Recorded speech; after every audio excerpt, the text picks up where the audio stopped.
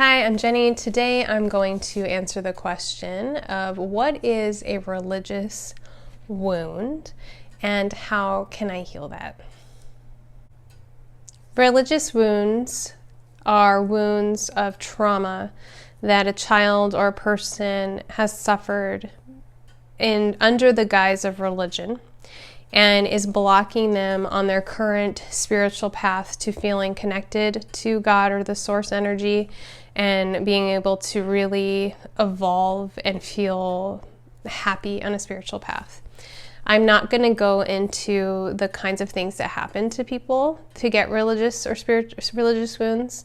They can be pretty horrendous, and I'm here without any judgment and want to say that whatever happened to you, I believe you can heal from. And I know that if you're watching this, this isn't easy for you because you want to have some sort of spirituality, you want to have some spiritual connection, but you're having this block. And I'm sorry that that's happening to you. And I hope that what I have to say helps put you on a path where you can find some kind of healing.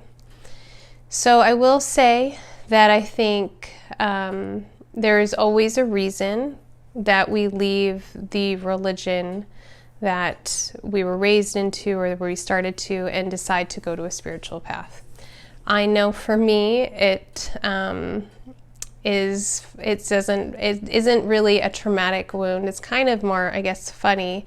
So I'll share it to lighten the mood. But I was raised Catholic, and I really liked it for the most part. And then I entered catechism class, which you take this class to be able to get your first communion.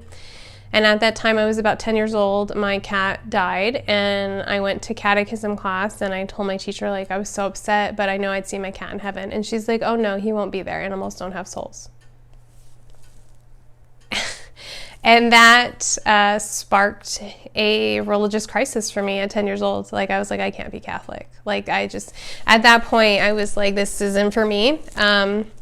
Still went through and made my communion, and I tried, but I just was like, I am not feeling it anymore. I can't be a part of this. And I had already been, through reading and whatever, I'd been interested in other religions, always have been.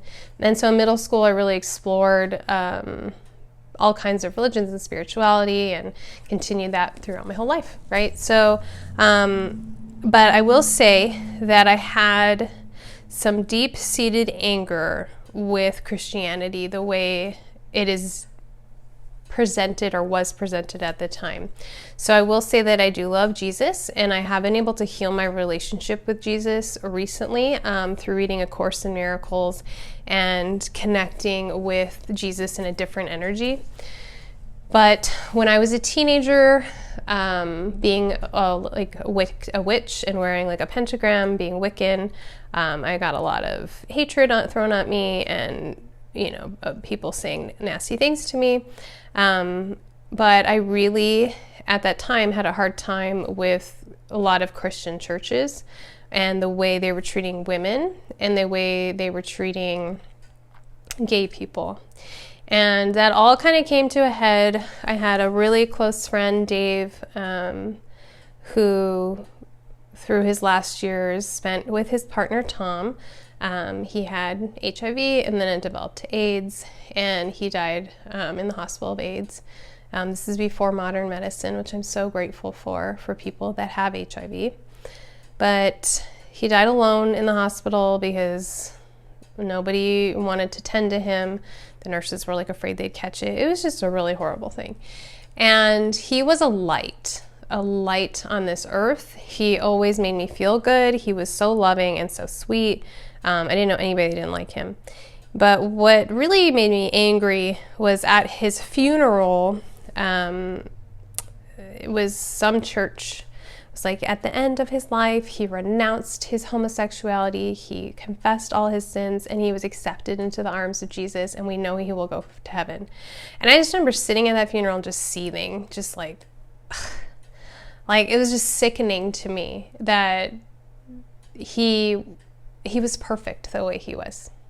And everybody is. I don't care where you fall under the umbrella of LGBTQIA.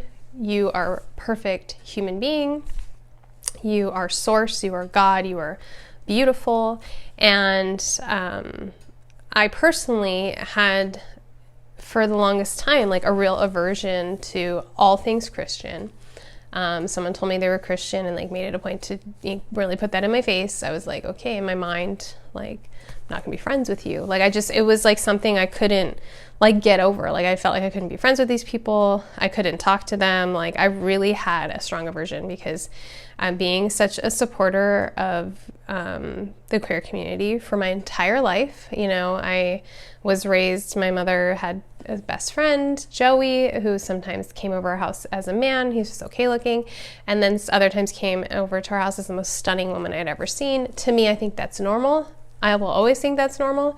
And I just had a really hard time with people hating other people in the name of their religion.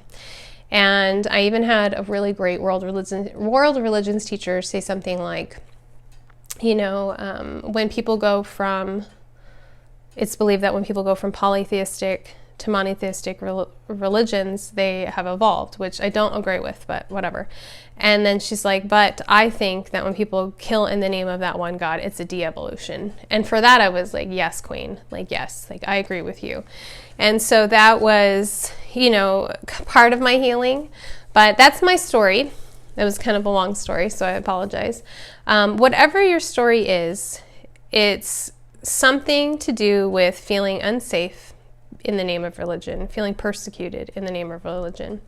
And so I think the best things for you to do is, of course, seek therapy if these traumas are still haunting you. I think it's really important to seek therapy first. And then start to find a way for you to feel safe with spirituality. Redefine it for yourself. How do you see God? Who is God to you? If you don't like the term God because of things that happened to you, what name do you like?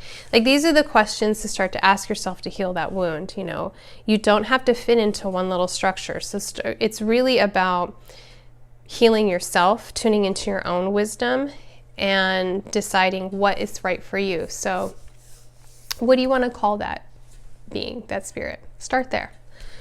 And don't worry about what you call them. This is you and your spirituality and your connection. Okay, so what do you want to call them?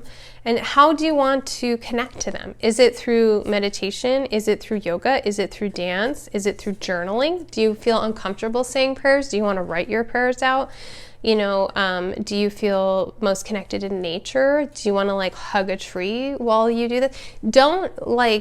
Don't box yourself in, because a lot of these religious wounds is because you were boxed in and all these rules were placed upon you, and like it was suffocating you, and it made it really hard for you to, connect and evolve. And you were told maybe from an early age, like, this is the one way, this is the only way, and you can't do this without someone telling you how to do this, and this is the one book.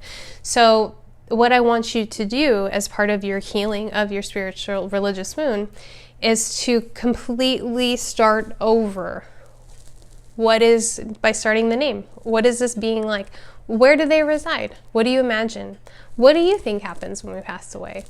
How do you connect? How will you honor? What do you want to do for a holiday? Like, what will be your tradition? Like, completely let yourself be a child again and start over in some ways, and just start to reimagine for yourself. And I think that's the first and most important step. Once you get on that spiritual path and you start to feel more confident and you start to feel like a connection again, then you can go back and try to re-look at the religion that wounded you, and maybe reframe it in a positive format. Or maybe not. You don't have to. And so it's really kind of up to you how you decide to heal, but I definitely feel therapy is important. After therapy, okay, start over. What do you want? Like, why do you want to be spiritual? Why do you want to be connected? And what does that mean to you? And what does that being look like? Because, the religion you were raised in, those are just some other people's ideas. right? They're trying to tell you it's the one way and it's the only way. But all those people that wrote those books, they're all just prophets. They're all just channeling. They were all just sitting in caves or mountaintops and listening to God, right? That's how all that stuff came to be. You can do that too.